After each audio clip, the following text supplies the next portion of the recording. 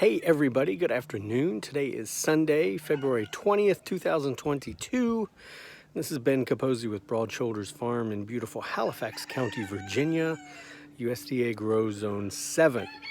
I want to talk briefly today about a change that I'm going to be making in the orchard. I guess an improvement using Slash, stuff you see back here. No, not the famous musician or guitarist Slash, but rather the upper parts of trees, some of the waste products from trees and brush and such. So let me flip the camera around and I'll talk about how I'm going to use it. Got to go back to the beginning. I recorded what I thought was a very nice video for the last 15 minutes talking with you folks. And then at some point my camera just randomly stopped and the video is gone. So I'm heading back to where the conversation started. Hi, Grace. And we'll try this again. Okay, so we started here with this volunteer pecan that a friend of the farm, Luke, came and helped me bring down at the beginning of winter here. It was growing into the side of the garage, and we believe it was also the access point for a bobcat that had been clearing out the Bantam house for weeks last summer. It really took a lot of my favorites. But anyhow, we brought that tree down, and of course, these larger diameter branches and parts of the trunk are wonderful for firewood, but that's not all of the tree. There's all this slash, all the fingertips of the tree as it reaches upward that can be used for a burn pile. I guess if you wanted to feed it into a mulcher, if you had a mulcher, it would be just perfectly fine for all that, but I don't have that. So I've been thinking that I'm going to use it instead to help define the rows in the orchard and also help protect them, not only the rows but also the plants that go into them. And you can see how that's going to look here. We'll step over the fence and go into the Merrick's paddock here for a moment. These kids are the survivors from the Merrick's outbreak, and they are doing well here, almost 2 years on. So fingers crossed that every birdie's okay. Hey Java, hi buddy.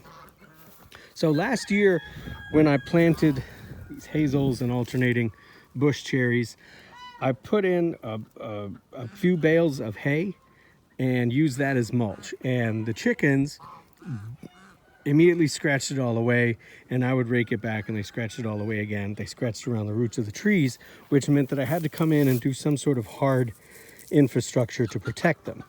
And that's great, but we're talking about planting nearly 200 trees, bushes, shrubs, cane fruit, when all is said and done. And to create a little wire cage for every one of them starts to become sort of onerous. So using these bigger branches and then covering them with hay didn't really work.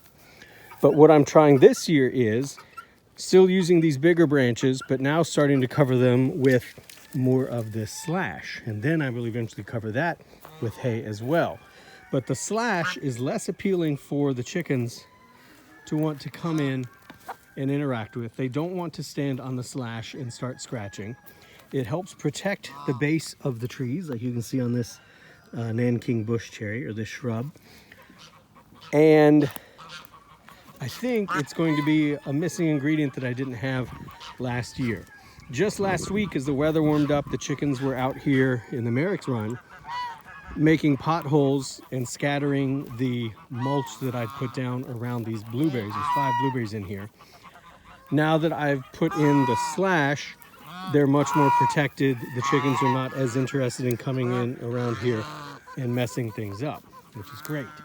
And Luke came and helped and was kind enough to bring down an elm tree, a black locust tree, and a big hackberry tree. So I have the remains of all those trees here to work with, and I'm using them to start defining the rows, but also provide protection. For instance, I planted black raspberries in here earlier in the week.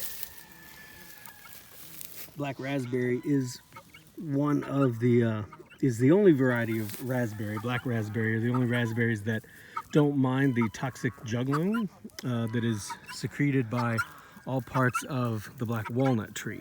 And I've got black walnuts in here that are really high value trees. Those nuts are fantastic. So I wanted to preserve those trees, and that's part of why we cleared out those other trees, get them out of the way, give the black walnut trees some room to grow. Eventually I'll need to take 1 or 2 of them out, but I think we're going to let all 3 of them go for a while.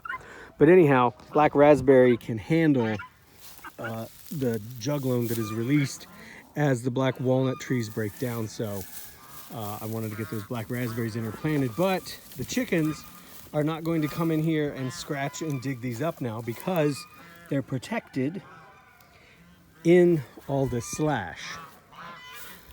And this is a step that I didn't take last year. Last year I focused on building these cages.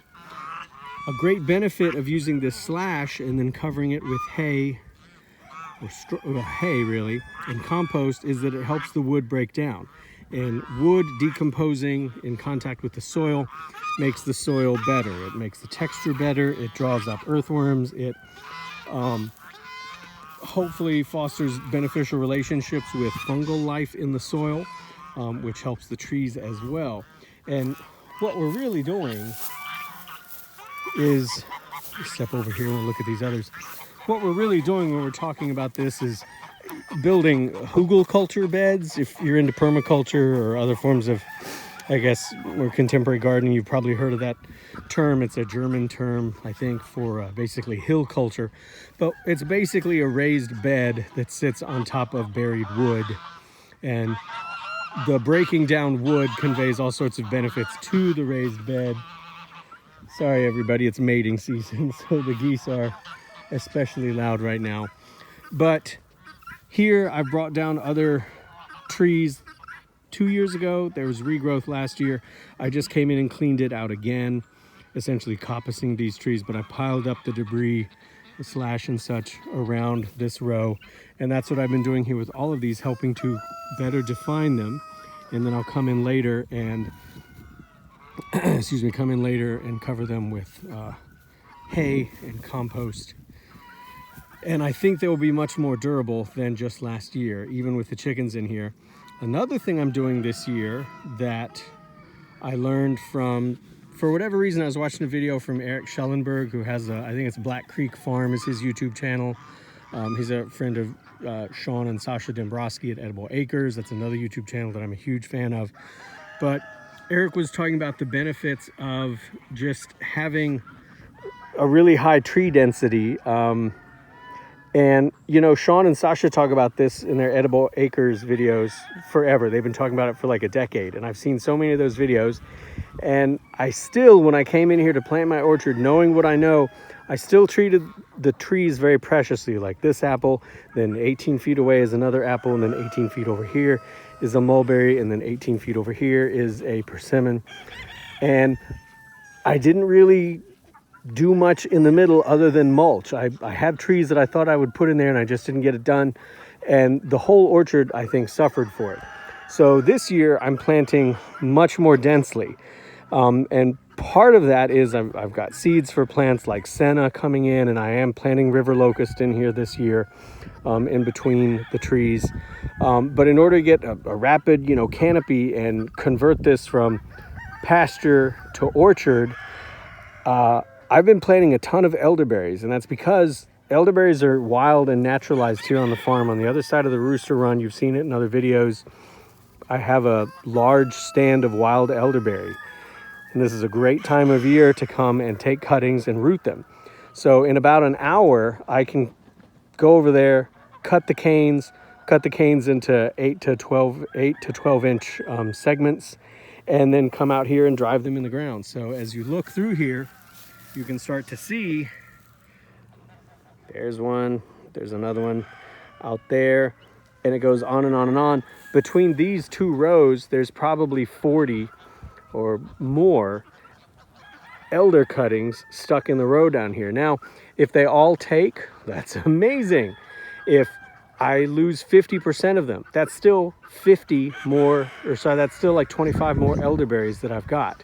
And the elderberry bushes, they can be mulched, used as a chop and drop to help continue to basically make mulch in place. I can let them grow and yield fruit in the fall, which is delicious for the birds, healthy for me and my family. Might be able to take some to market at the farmer's market.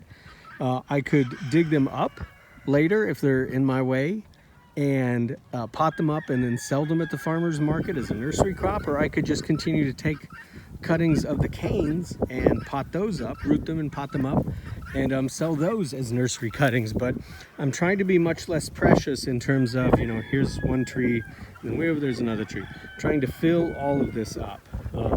I've thought a lot about this design for the orchard, and I think it's going to go well. I think it's going to give me some real exciting opportunities as well for annual vegetables, because if you followed previous videos and you know about the orchard plan and the rotation plan for the chickens, they're only in each of the 4 paddocks for 30 days, and then they don't come back to that paddock for 90 days. So once, this right here is a paddock for March, once the chickens leave here, they're not back in here until July.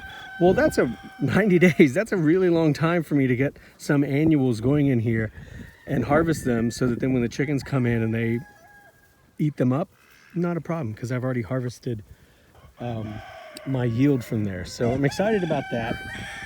And you can see that the rows are more defined.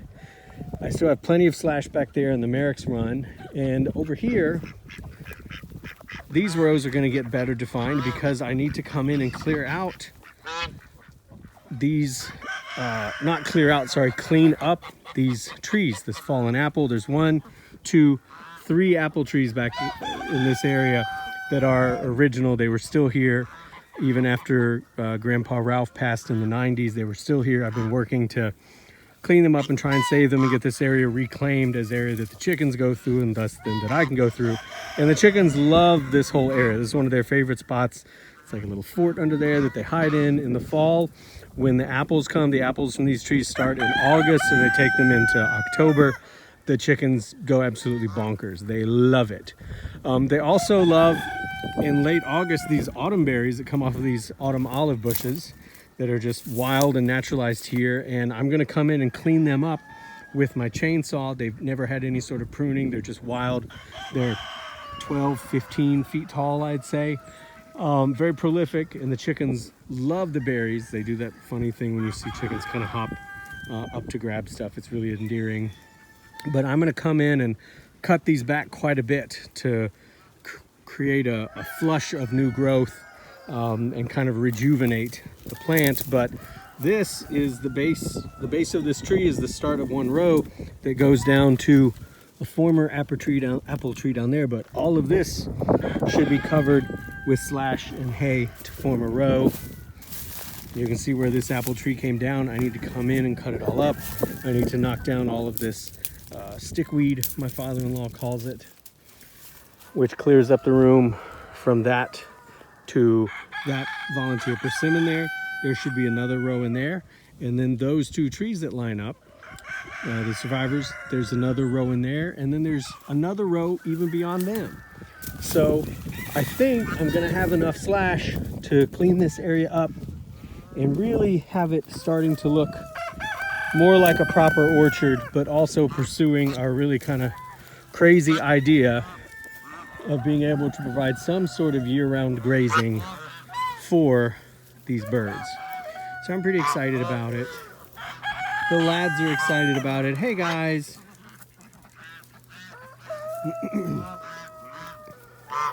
So that takes us to these 2 paddocks that we've just seen, or that I just showed you.